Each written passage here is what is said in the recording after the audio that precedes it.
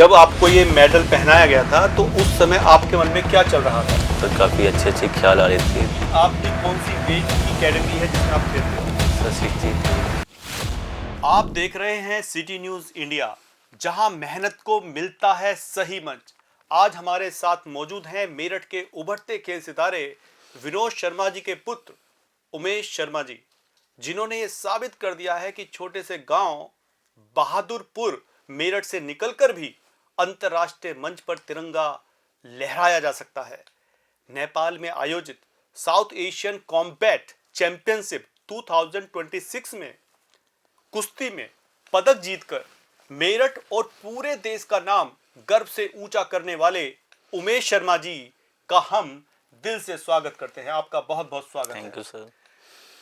उमेश शर्मा जी, ये बताइए कि आप पहले तो ये बताइए कि आपकी कौन सी वेट की कैटेगरी है जिसमें आप खेलते हो? सर 63 केजी वर्ग में मैं खेलता हूँ, सीनियर कैटेगरी में सर। ठीक है। और ये जो आपने अभी फिलहाल में जो नेपाल में जीता गया जो ये मेडल है, वो आपके लिए कितना खास है जो आपने पहना हुआ भी है? सर ये मेरे लिए बहुत खास है, काफ़ी अहमियत है मेरे लिए। जब आपको ये मेडल पहनाया गया था तो उस समय आपके मन में क्या चल रहा था? सर काफ़ी पैशन था मन, और काफ़ी अच्छी अच्छी चीज़ें आई थी कि मैं अपने देश को दूसरे देश में मंच पे जाकर मैं रिप्रेजेंट कर रहा हूँ। सर काफ़ी अच्छे अच्छे ख्याल आ रहे थे, तो काफ़ी अच्छा फील हो रहा था, बहुत बेहतर महसूस हो रहा था। तो क्या ये आपकी पहली अंतर्राष्ट्रीय उपलब्धि है? हाँ जी। ओके, इससे पहले भी आपने मेडल्स जीते हैं? जी सर, नेशनल में मैंने 60 केजी में 7 सितंबर 2025 को मैंने 18 राज्यों में से ब्रॉन्ज मेडल निकाला था सीनियर वर्ग में। आपने किस उम्र में जो रेसलिंग शुरू करी वो किस उम्र में की? सर मैं 22.5 साल के समथिंग था जब अंडर मतलब अभी 6 मंथ पहले सर मैं एथलीट था, तो मेरा जो कैरियर है 6 मंथ अराउंड मैं अंतर्राष्ट्रीय मंच पर रिप्रेजेंट कर पाया हूँ अपने देश को। ये मेरी 6 मंथ की जर्नी है सर। अच्छा, सिर्फ 6 मंथ में? उससे पहले आप क्या कर रहे थे? सर एथलीट था मैं, 100-200 मीटर रनिंग करता था सर। अच्छा, सिर्फ 6 मंथ का ये आपने जी रेसलिंग में आए हैं, उसके जी। बाद आपने ये मेडल लिया है? Yes sir.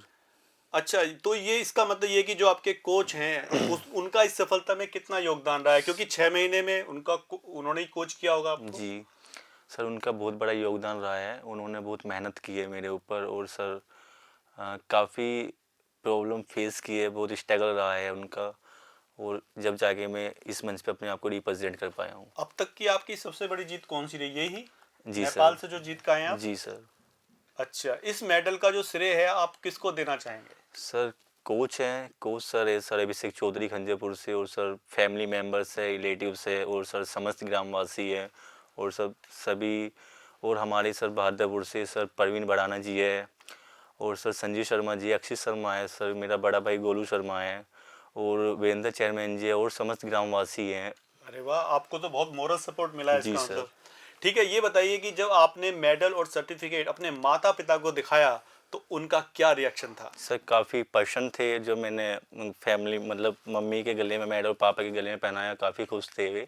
मतलब वो अलग अलग ही फीलिंग आई थी सर, एक प्रसन्नता वाली फीलिंग आई थी कि मतलब अपने आप को अंदर से खुशी मिली थी कि हाँ मैं अपने माता पिता को खुशी दे पाया, और वो अपने देश को रिप्रेजेंट कर पाया कहीं पे। क्या उस पल आपको लगा कि आपकी सारी मेहनत, जो आप सुबह 4 बजे उठ के मेहनत कर रहे हैं, सारी मेहनत सफल हो गई? जी सर।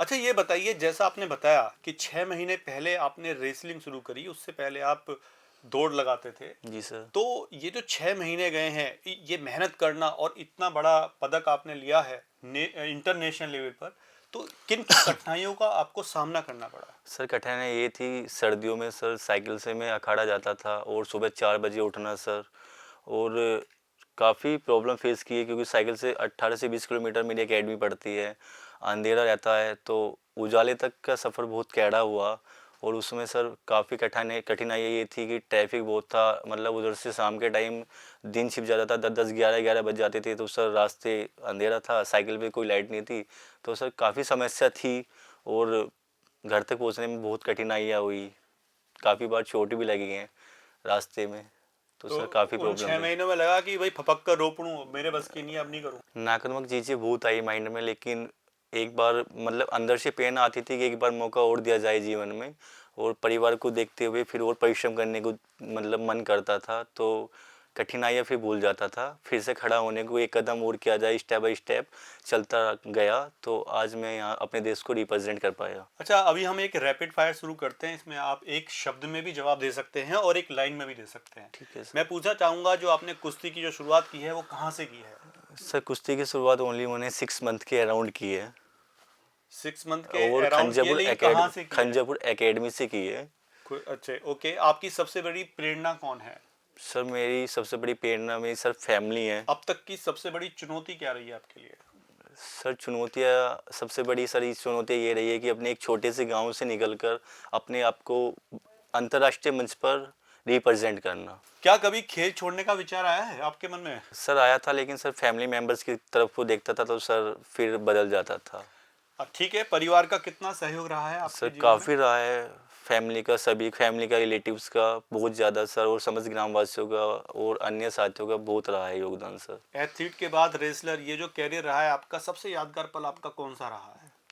सर सबसे यादगार पल, सर पहले सबसे यादगार पल सर जब मैं नेशनल खेल के आया था और सर मम्मी को जब मेडल पहनाया था, तो जो वो खुशी देखी थी माता पिताओं के मन में, तो सबसे यादगार पल सर वो था। नेपाल का अनुभव कैसा रहा आपका? नेपाल का अनुभव सर काफ़ी अच्छा रहा। तो अगला लक्ष्य क्या है आपका? सर वर्ल्ड चैंपियनशिप में अपने भारत को रिप्रेजेंट करना और वहाँ पे तिरंगा लहराना। क्या उसके बाद ओलंपिक आपका सपना है? जी सर। आपका सबसे पसंदीदा रेसलर कौन है? सर कलवा गुज्जर। कलवा गुजर। ठीक है। डाइट, अगर मैं डाइट की बात करूं, आप कुश्ती लड़ते हैं तो आप जरूर डाइट पे सख्त रहते होंगे जी। लेकिन आप कभी कभी चीट मील भी खाते हैं, जैसे कभी भी बड़ा पाव या कुछ भी बाहर जाके टिक्की मसाला कुछ खा लिया? कभी कभी खा लेता हूँ जब मन करता है। कोल्ड ड्रिंक वगैरह? नहीं सर, अच्छा, कोल्ड ड्रिंक वगैरह यूज़ नहीं करता, लेकिन कभी कभी खा लिया, शादियों में जैसे जा रहा हूँ वहाँ पे खा लिया, लेकिन वैसे नहीं, बहुत अवॉइड किया हुआ है इन चीज़ों को। एक्सरसाइज करते हैं, मॉर्निंग पसंद है या इवनिंग में एक्सरसाइज करनी ज्यादा सर पसंद है? इवनिंग में ज़्यादा पसंद है। ये बताइए कि मेडल जीतने के बाद सबसे पहला कॉल किसे किया? मम्मी को सर। मम्मी को किया। और देश के लिए खेलना आपको पसंद है या पर्सनल रिकॉर्ड बनाना आपको ज्यादा पसंद सर देश के लिए खेलना। है? मोटिवेशन का आपका सीक्रेट क्या है, जो आपको मोटिवेट करती है, वो चीज क्या है सबसे सर जो इम्पोर्टेंट है जो आपके मेरे लिए? लिए सर एक अंदर से जो प्रेरणादायक है वो सर मम्मी है, क्योंकि मेरी मोटिवेशन सर मेरी मम्मी है। सर युवाओं को यही संदेश देना चाहूँगा कि जो भी उनका इवेंट है उस पर निरंतर मेहनत करे और उसे छोड़े ना बीच में। जो भी आपका इवेंट है उसे संपन्न करके छोड़े, और बस यही कहना चाहूँगा, मेहनत करोगे, निरंतर करोगे तो कुछ ना कुछ ज़रूर मिलेगा आपको, बड़ा नहीं छोटा परिणाम मिलेगा ज़रूर। तो संदेश में जैसे आप मेहनत करते हो तो मुझे लगता है मोबाइल वगैरह चलाते हैं खूब? सर आपके लिए पूछ रहा हूँ मैं। सर कम चलाता हूँ, बहुत कम तो यूज़ ये करता हूँ। संदेश भी देना चाहेंगे, क्योंकि आजकल के युवा जो है मोबाइल फोन बहुत चला रहे हैं। सर मोबाइल दो तरीके से यूज़ होता है, एक तो होता है अच्छे तरीके से और एक दो चीज़ों में होता है, और सभी युवा साथी में समझ रहे होंगे मैं क्या कहना चाह रहा हूँ। तो सभी से ये है कि मोबाइल यूज़ करो लेकिन अच्छे कार्यों के लिए करो इसे, क्योंकि इसमें मोबाइल का दो मार्गदर्शन होते हैं। आप अच्छे तरीके से करोगे ये अच्छी चीज़ें देगा आपको, लेकिन कम करो, जो आपका पहले गोल है उसे पूरा करो, मेहनत करते रहो, निरंतर मेहनत करते रहो, सब चीज़ें आपको हासिल हो जाएगी जीवन में। तो दोस्तों, मेरठ से शुरू हुआ यह सफर अब प्रदेश और देश के हर कोने तक पहुंचेगा। अगर आपको सिटी न्यूज इंडिया का यह प्रयास सार्थक लगे तो इस वीडियो को शेयर करें, हमारे चैनल को फॉलो करें और सब्सक्राइब करें, ताकि हर उभरते खिलाड़ी की कहानी देश तक पहुंच सके। तो दोस्तों, ये थे मेरठ के खेल जगत के उभरते सितारे। देखते रहिए सिटी न्यूज इंडिया। धन्यवाद।